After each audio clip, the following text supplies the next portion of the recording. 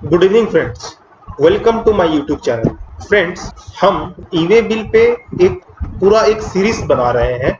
आज उस सीरीज का पहला वीडियो है। Here in this video we will explain rule 138E of CGST rule 27 in short. इससे पहले हम जानेंगे रूल 138 क्या कहता है। रूल 138 ये कहता है आपको ईवे बिल जनरेट करना पड़ेगा during the course of transportation of goods if the value of consignment exceed rupees 50,000. Second thing, rule 138E क्या कहता है? ये रूल आपको रिस्ट्रिक्ट करता है to generate the e way bill अगर सप्लायर ने अपना रिटर्न फाइल नहीं किया हो या फिर उसका रजिस्ट्रेशन अगर सस्पेंड हो रखा है। In that case e-way bill का पार्ट ए जनरेट नहीं कर सकते हैं। अगर सप्लायर कॉम्पोजिशन स्कीम फॉलो करता है तो उसने अगर 2 कॉन्सिक्यूटिव क्वार्टर अगर रिटर्न फाइल नहीं किया है, इन दैट केस आप ईवे बिल का पार्ट जनरेट नहीं कर सकते हैं। अगर नॉर्मल टैक्स पेयर है, उसने 2 टैक्स पीरियड अगर consecutive 2 tax period GSTR 3B का रिटर्न अगर फर्निश नहीं किया है, इन दैट केस आप पार्ट जनरेट नहीं कर सकते हैं।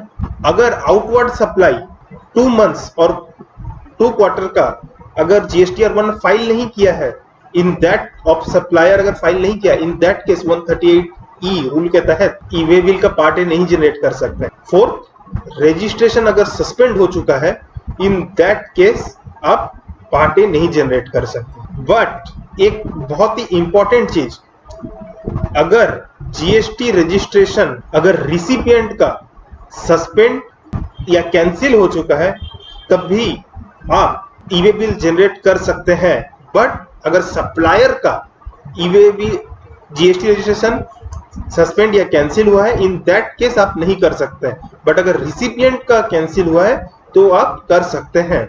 सोचिए कि आपको बहुत इंपॉर्टेंट है, आप कोई स्पेसिफिक रीजन की वजह से ईवे बिल जनरेट नहीं कर पा रहे हैं, आपका जेन्युइन रीजन है, बट आपका माल भेजना बहुत जरूरी है। इन दैट केस आप ज्यूडिक्शनल कमिश्नर को, आपके जो ज्यूडिक्शनल के कमिश्नर है, उनको GST e-way bill form number 05 में अपना रीजन के साथ अप्लाई कर सकते हैं कि आपको ईवे बिल जनरेट करने दिया जाए। उसमें आपको रीजन मेंशन करना पड़ेगा और आपको बताना पड़ेगा, वो फॉर्म में आप लोगों को दिखाऊंगा, एक्सपेक्टेड डेट क्या है, कब तक आप फाइल कर पाएंगे और आपका स्पेसिफिक रीजन क्या है। अगर ज्यूडिक्शनल कमिश्नर को सही लगा कि आपका जेन्युइन रीजन है, तो वो जीएसटी EWB 06 फॉर्म में आपको अलाउ कर सकते हैं कि आप part A of e way bill generate कर सकते हैं। अगर ज्यूडिक्शनल कमिश्नर आपका एप्लीकेशन रिजेक्ट किया, उस ज्यूडिक्शनल कमिश्नर को आपको अपॉर्चुनिटी ऑफ बीइंग हर्ड देना ही पड़ेगा।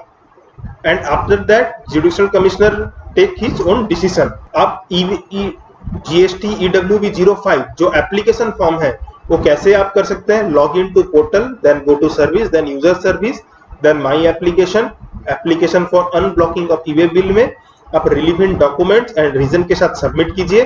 कमिश्नर आपको ब्लॉक करने, जो e-way bill generation facility block है, उसको ब्लॉक करने का फैसिलिटी, रिस्टोर करने का फैसिलिटी वो अलाउ कर सकते हैं अगर उनको रीजन सही लगा। इन दैट केस फ्रेंड्स, ये था आज का आपका छोटा सा वन मोर थिंग। मैंने जैसे कहा था ईवे बिल 05 का मैं फॉर्म आपको दिखाता हूँ, जस्ट वन। फ्रेंड्स, ये रहा फॉर्म। इसमें आपको जीएसटीएन, आपका legal and trade and address वगैरह देना पड़ेगा और आपको ये भी, जैसे मैं कहता था, expected date of filing of returns ये भी बताना पड़ेगा और रीजन क्या है ये बताना पड़ेगा। And with relevant documents proof के साथ आपको ये सबमिट करना पड़ेगा। अगर ऑफिसर, ज्यूडिक्शनल ऑफिसर, अगर उनको अगर सही लगा तो वो इसको अलाउ करेंगे एंड आपको EWB 06 फॉर्म में आपको अपना जो भी डिसीजन होगा वो बताएंगे। ऐसे शॉर्ट वीडियोस, अपडेटेड वीडियोस मैं आप लोगों के लिए और भी लाता रहूंगा। ये सीरीज हम लोग का स्टार्ट हुआ ईवे बिल का, साथ में रहिएगा। Thank you for watching this video. Channel को सब्सक्राइब कीजिएगा, बेल आइकन को हिट कीजिएगा। Stay tuned.